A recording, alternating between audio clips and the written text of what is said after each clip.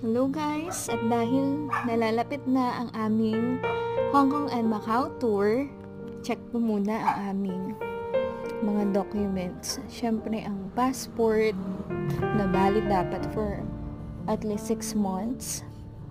Then, kumuha na rin kami ng insurance, travel insurance. Nandito na rin ang aming travel voucher, meaning bayad na kami sa travel and tours ng Amabi.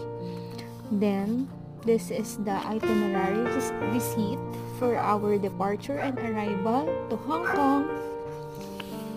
Then, the documents about the travel authority from Department of Education dahil kami ay government employees at kailangan namin ito.